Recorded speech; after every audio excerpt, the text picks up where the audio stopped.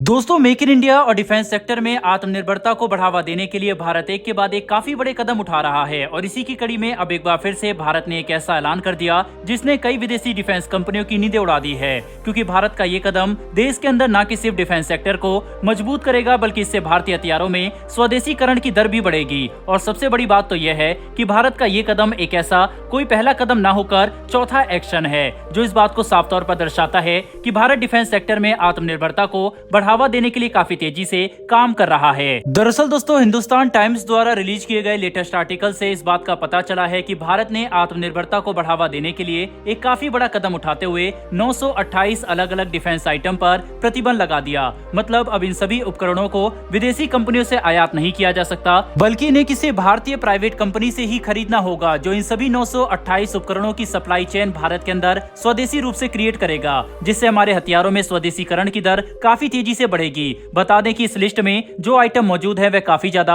महत्वपूर्ण है, क्योंकि इसमें फाइटर जेट और टैंक से लेकर सबमरीन तक के कंपोनेंट शामिल है। अगर और डिटेल में बात करें तो जिन डिफेंस आइटम की इंपोर्ट पर प्रतिबंध लगाया गया है उनका इस्तेमाल भारत के Sukhoi 30 fighter jet, frontline tanks, naval worship और सबमरीन जैसे महत्वपूर्ण हथियारों की मैन्युफैक्चरिंग में किया जाता है, जिन्हें अभी तक बाहरी देशों से आयात करना पड़ता था। पर अब भारत की पब्लिक और प्राइवेट डिफेंस इंडस्ट्री इतनी ज्यादा मजबूत हो चुकी है कि हम इन्हें भारत के अंदर स्वदेशी रूप से ही बना सकते हैं। ऐसे में अब ये काफी जरूरी हो चुका है कि हम अपनी DPSUs यानी डिफेंस पब्लिक सेक्टर अंडरटेकिंग पर दबाव बनाएं, ताकि वह भारतीय कंपोनेंट ही इस्तेमाल करे। वहीं पर आपको ये बात जानकर काफी खुशी होगी कि अभी जिन 928 डिफेंस आइटम पर प्रतिबंध लगाया गया है, यह एक ऐसा कोई पहला कदम नहीं है, बल्कि पॉजिटिव इंडिजनाइजेशन लिस्ट के मामले में यह ऐसा चौथा लिस्ट है। इसके पहले सबसे पहले लिस्ट दिसंबर 2021 में रिलीज की गई थी, जबकि दूसरी लिस्ट मार्च 2022 और तीसरी लिस्ट अगस्त 2022 में रिलीज की गई, जिसके बाद से अभी तक 2500 से भी ज्यादा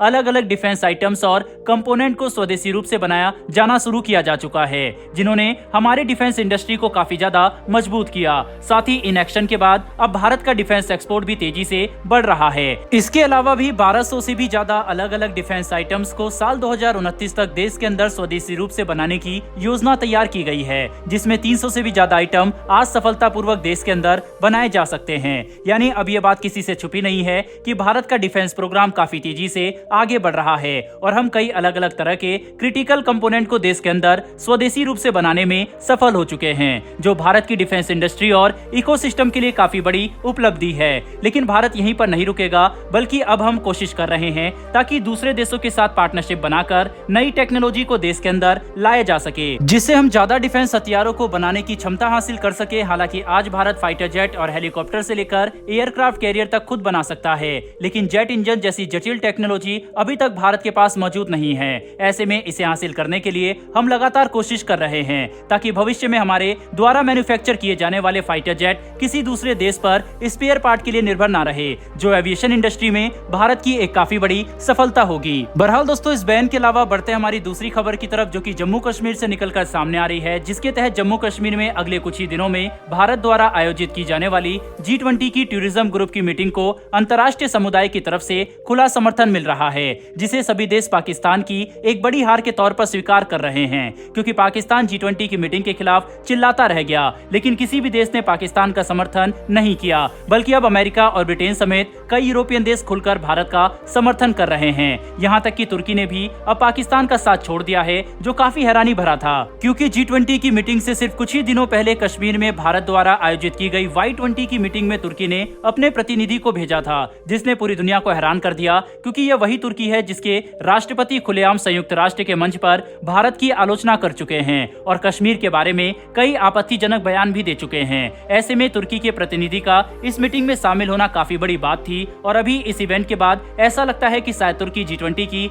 मीटिंग को भी अपना समर्थन देने के लिए तैयार है, जो पाकिस्तान के लिए काफी बड़ी हार होगी। दोस्तों, कुल मिलाकर समझने की कोशिश करें तो अब ये बात कंफर्म हो चुकी है कि जम्मू कश्मीर में पाकिस्तान और चीन के विरोध के बावजूद G20 की मीटिंग होकर रहेगी, जो इंटरनेशनल लेवल पर भारत की बढ़ती क्षमता और प्रभाव को साफ तौर पर दर्शाता है। साथ ही ये इस बात को भी दर्शाता है कि अंतर्राष्ट्रीय समुदाय भारत का सम्मान करता है और भारत की लीडरशिप को स्वीकार करने के लिए आगे बढ़ रहा है, जो हर भारतीय के लिए काफी गर्व की बात है। वैसे दोस्तों, आपको क्या लगता है कि तुर्की के अलावा क्या चीन के प्रतिनिधि भी जम्मू कश्मीर में होने वाली G20 की मीटिंग अटेंड कर सकते हैं? नहीं, अपनी राय कमेंट बॉक्स में लिखकर जरूर बताइएगा। साथ ही हमारी आने वाली ऐसी डेली डिफेंस और वर्ल्ड अफेयर से जुड़ी वीडियो के लिए चैनल को सब्सक्राइब कर बेल नोटिफिकेशन अवश्य दबा लें। फिर मिलेंगे ऐसी एक नई वीडियो के साथ। धन्यवाद। जय हिंद।